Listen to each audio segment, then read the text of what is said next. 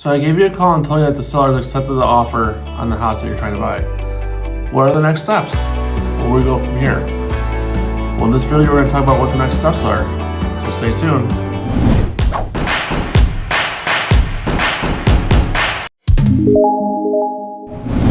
Hi, I'm Chad Scott, your local Kenosha realtor with eXp Realty here.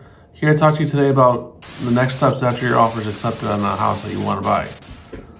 Let's get right into it. The first thing you're going to want to do is give the seller earnest money. You give it to usually the other realtor, the brokerage, and they put it into a trust account that holds on to the money. That money just kind of tells the seller that, hey, I'm serious about buying this house. Here's a little bit of money.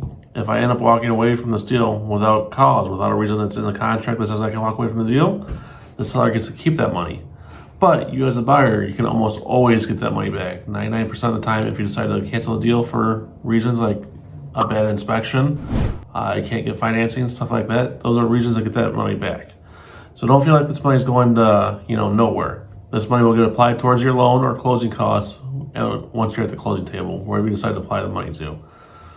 In our area, typically, earnest money is about $1,000. If you're buying a higher value home, say one at $300,000 and up, it may be a percentage, something more like 5%. 3% of the asking price of the offer price will be earnest money. Just kind of depends on the offer price that you're offering on the house, and also depends on how serious you are. If a seller gets the same offer, basically, one person's offering $5,000 earnest money, and then you're offering $3,000 earnest money, who's the seller probably going to pick? Well, they're going to look at the offers and say, well, the person offering $5,000 earnest money is probably a little more serious, and we're a little more sure that their loan will actually go through and they'll close on time. So you know what? We'll go ahead and go with the offer that's $5,000 earnest money. So earnest money can play a big difference on whether or not your offer gets accepted or not. So consider that when you're putting an offer in a house. Earnest money can make a difference. Also, during this time between when your offer gets accepted and when you go to the closing table, you do your home inspection. The home inspection is in the contract, the offer to purchase. It's different between the two states that I work in. In Illinois, you typically have 5 days to do the home inspection. In Wisconsin, we typically give you about 15 days to do the home inspection and negotiate any repairs that you may want. Also, during this waiting time between when your offer is accepted and when you finally close on the loan, when you're at the closing table, you do your home inspection. The home inspection is where you hire an inspector, a licensed state inspector, to come to the home. They look at pretty much everything. They check all the windows, they check all the outlets, they check the furnace, the lights. They do a report on their findings, and they give you suggestions and recommendations on what should be fixed now, what can wait, what works perfectly well, and you go from there.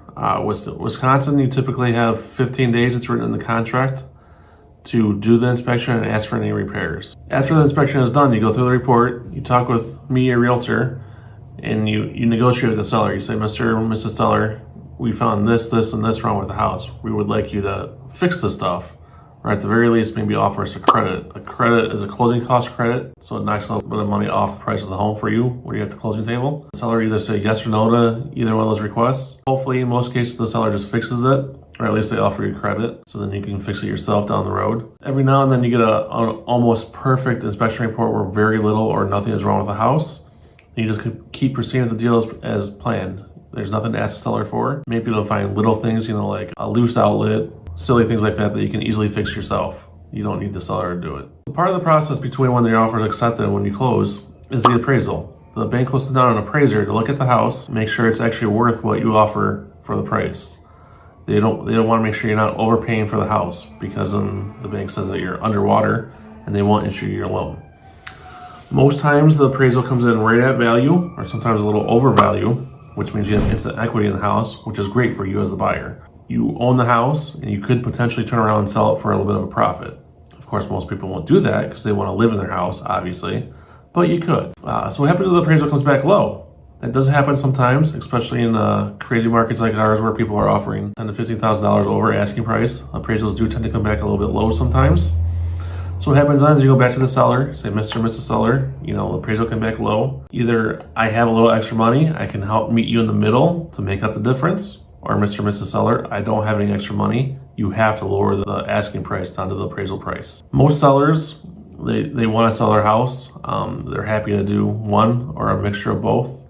That's just something, if that happens to us, we'll cross that bridge and we'll work it out to the best interest of you. So after the appraisal comes in and the lender has all the conditions met, so the lender has checked all your W-2s, they've checked your income, checked your debt to income ratio, your everything, you know, you got to give them basically your firstborn to buy a house. That's what it seems like anyway. So once the lender has all their conditions satisfied, they'll issue what's called a lender's final approval. So what that means is that the lender says, all right, Mr. and Mrs. Buyer, you're now fully approved to buy this house. We will happily give you the money at close. All you have to do is at closing and sign all of our required papers and make your monthly payments, obviously. Once we have that final loan approval, we go to Mr. and Mrs. Seller. We say, Mr. and Mrs. Seller, we have final loan approval. We're going to close on our specified closing date. The final step after your offer is accepted is closing. This is the most exciting day for most buyers, of course, because you know you're going to sit down at a closing table, get your arm all nice and limber because get ready to sign what seems like 5,000 different pages. It's really not that many. It's really not that bad. Most buyers are pleasantly surprised at how little they actually have to sign when they're actually there, especially now that a lot of lenders are going digital and you sign a lot of these documents before you even get to the closing table. But you'll sign all these documents. I'll hand you your keys. I'll say congratulations, and you're now a homeowner.